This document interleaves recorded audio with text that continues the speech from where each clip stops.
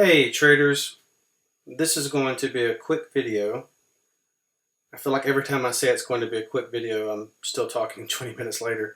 But seriously, this is going to be a quick video. I didn't get a chance last week to review my trades, and I didn't want to be accused of only showing my weeks where I had a really big return.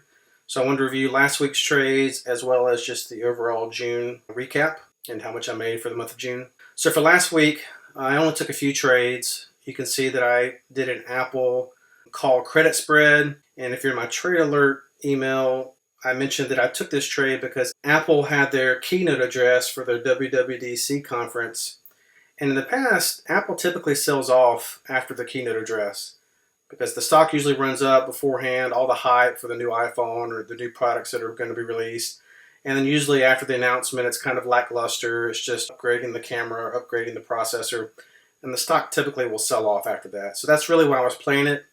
Unfortunately, that didn't happen. Some news came out about Apple starting to use their own chips. So the stock went up a pretty good bit the next day and was actually above my 365 strike. So I decided to just go ahead and close it for a loss. I didn't want to risk getting max loss, which would have been $4.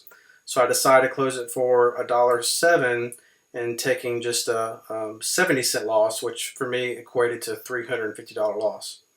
Because again, the stock didn't move what I expected to do because I was really just playing it strictly off of that one event. I wasn't looking at any kind of a technical analysis.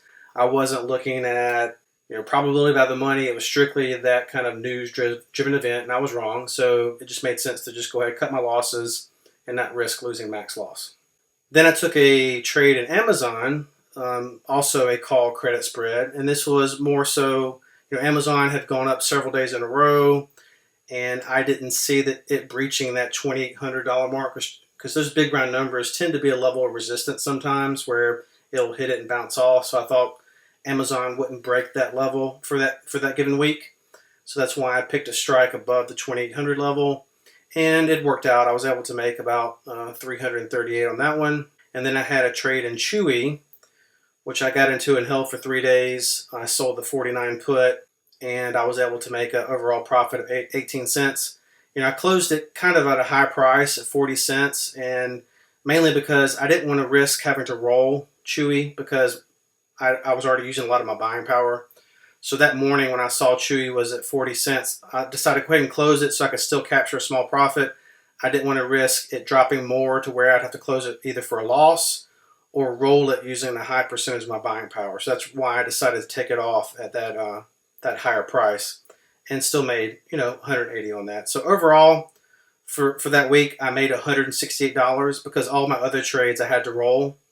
So I had an Uber trade that I rolled from the previous week, still rolling WDC last week, Citi and GEOS. And again, as I mentioned before, I don't really claim those credits or that profit until I'm going to finish rolling those trades. So that's why I'm only really showing you the profits for those first 3 trades that I was able to actually close out and move on from that trade. But if we look at the month of June, I still had a great month. The overall profit for the month was $6,938. And the bulk of that, if you remember from a few weeks ago, the first week of June, I had like a $4,000 week. So that's a big chunk of that amount right there. But still was a great month, even with all the rolls I've been having to do. Because, when you're rolling, you're not able to put on new positions and generate that higher credit. You're just getting those really small credits for the rolls.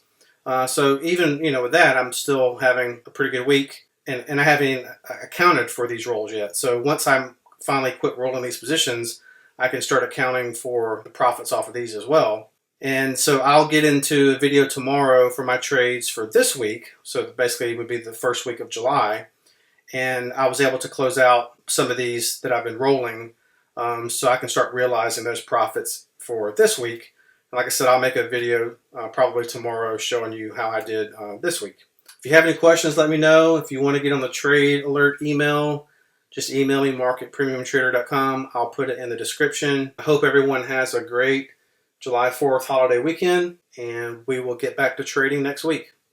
Thanks.